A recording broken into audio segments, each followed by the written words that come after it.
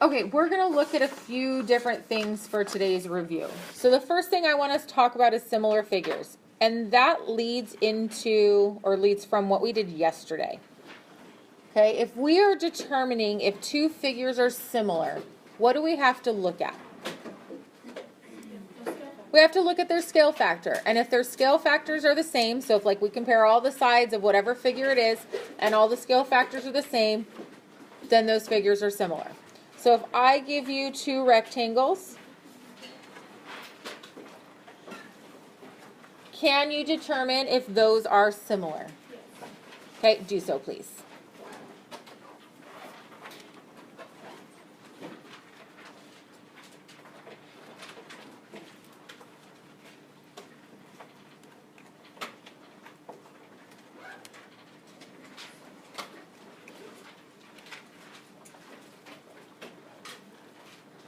So you should compare the sides. What would you compare in this case?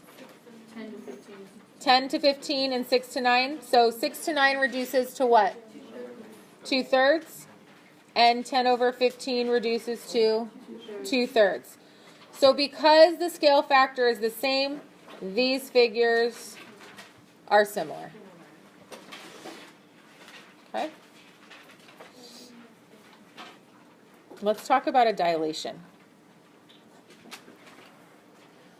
So what is a dilation? An enlargement or a reduction of a figure. If you are given the coordinates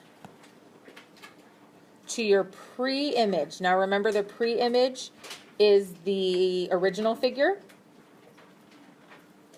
So you're given the coordinates of the pre-image, and you're going to be asked to dilate those coordinates and find the image. Okay? We are going to dilate those coordinates by a factor of 5. So what does that mean? If we are going to dilate by a factor of 5, what would I do to find the coordinates of my image? What'd you say? Multiply everything by 5. So I can't just write J. Who remembers what I have to write? J prime. Good. So J prime.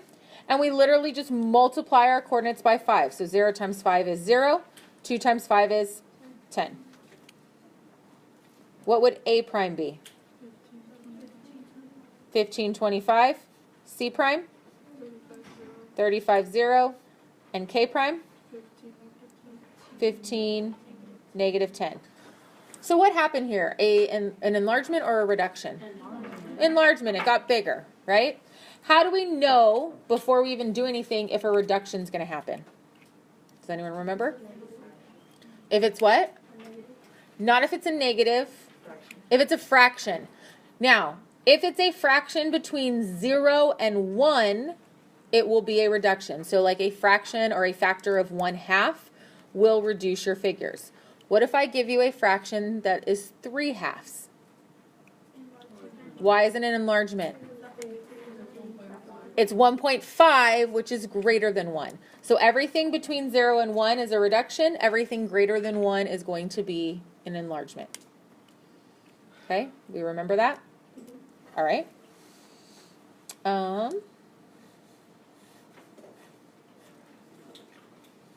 Can you solve for x?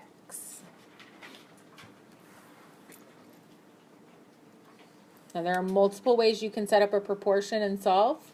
So you pick a way and I want you to solve for x. Can someone tell me what their proportion is? Now if you, real quick before someone tells me, if yours is different, that's okay, as long as you end up with the same answer, because there are, I don't know, 5 or 6 ways you could set this up. So someone tell me what they have. Say it a little louder. Equals 12? We have to set up a proportion. So we're setting up 2 ratios. 12 over x equals 5x plus 3 over 14. 12 over x? Or 6, my bad. Okay, I'll take that. So 12 over 6 equals 5x plus 3 over 14. That I will take. Okay, this is 12 because 18 minus 6 is 12. You could have also done 6 over 18 equals 14 over 5x plus 17. You could have set them up this way, like across, but you're setting up a ratio. I'm going to reduce just to help me out a little bit. So 5x plus 3 equals 28. If you subtract 3, you end up with x equals 5. Did you get x equals 5? Okay, so it doesn't matter how you set up your proportion, you are still going to end up with x equals 5. Does anyone remember what this is called?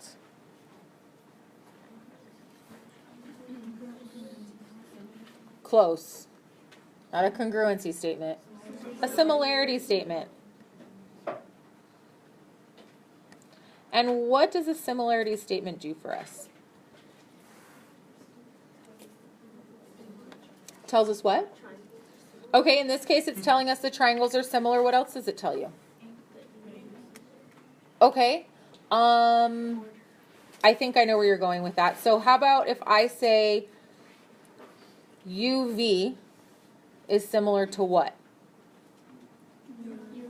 Why did you choose UM? Okay, it's in the same order. So I chose UV here, so the first and the second letter, so I have to have UM. What if I give you LU? What would LU be similar to? WU. Okay, now you can use the similarity statement to help you solve problems. So we're not going to actually solve this one, but I want to show it to you. So for instance, this problem here. If you are not sure how to write your proportion to set this up, you're going to use your similarity statement. So I know VU are the first two letters. So the first letters here would be UM. Okay, so I would compare 18 and 10 in this case, based on the similarity statement. Since I started in this triangle, I have to start in that one, so it would be 3x minus 6 over 20. So if you're not sure which ones are supposed to match up, use the similarity statement. Okay? All right. How about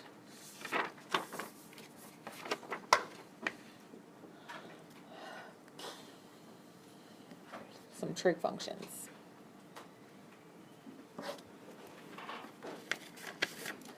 What are the three trig functions? Sine, cosine, and tangent.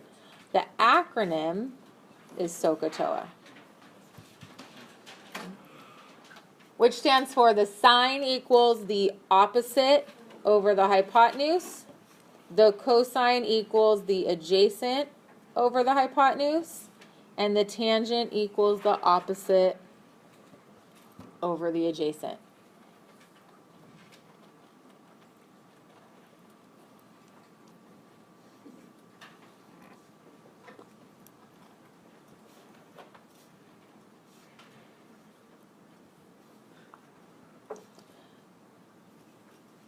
Your directions for this problem say, find the trig ratio for the tangent of A.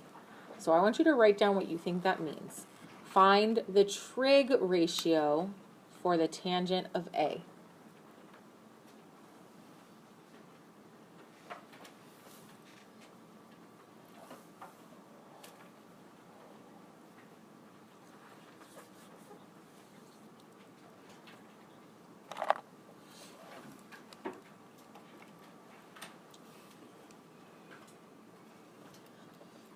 If A is my reference angle, and I'm looking for tangent, what two sides do I need?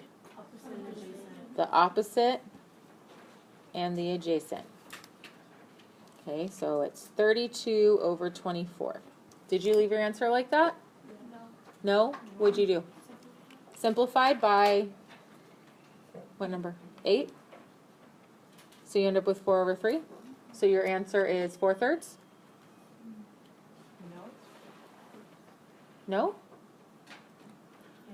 The question is find a trig ratio. A ratio is just the fraction, so you don't have to go beyond that.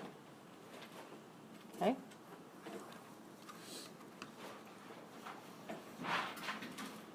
Couple more. Can you solve for x? First thing that I should do. Label the sides that you know, right? So here's your angle. I have the opposite and the adjacent, which means I'm dealing with tangent. So the tangent of 39 equals 14 over x. What happens when your variable's on the bottom? You flip and divide. Okay, because we are solving for a side length, we are going to round our answer to the nearest tenth. What is our answer rounded to the nearest tenth? Ooh. I'm getting 17.3 also. So 14 divided by the tangent of 39. Okay. What is the difference between the problem we just did and this problem? What am I solving for? I'm solving for an angle instead of a side length. Now I still need to label what I know, so I have the opposite and the adjacent. So I'm still dealing with tangent. But how do I get x by itself in this case? You take the inverse. So that's x equals the inverse tangent of 13 over 30. Because we are solving for an angle measure, we need to round our answer to the nearest degree. What is our answer to the nearest degree? What did you get when you plugged that in? 23 degrees. Okay, good. Last problem.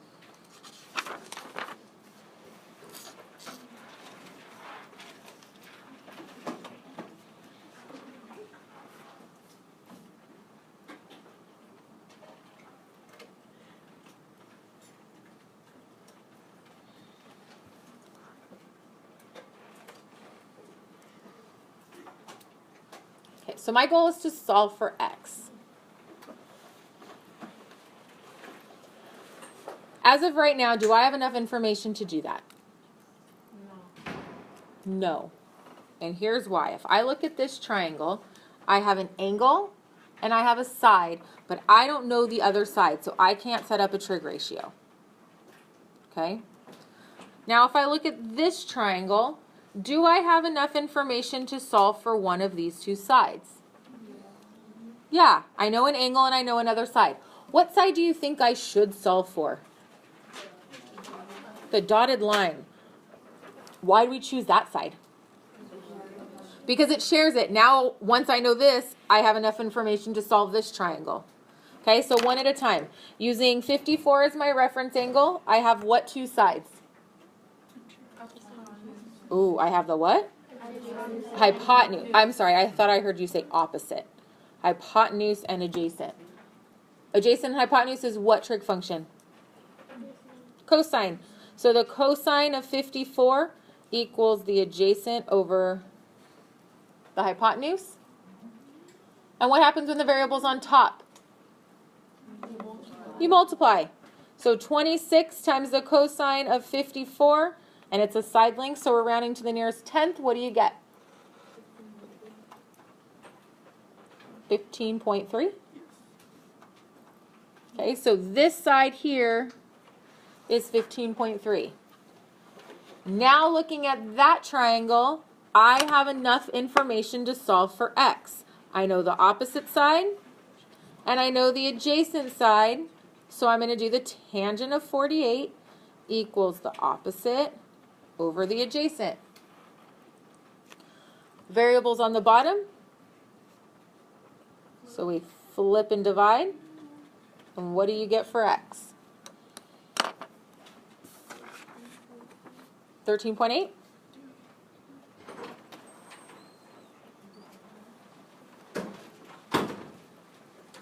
Thank you. Any questions?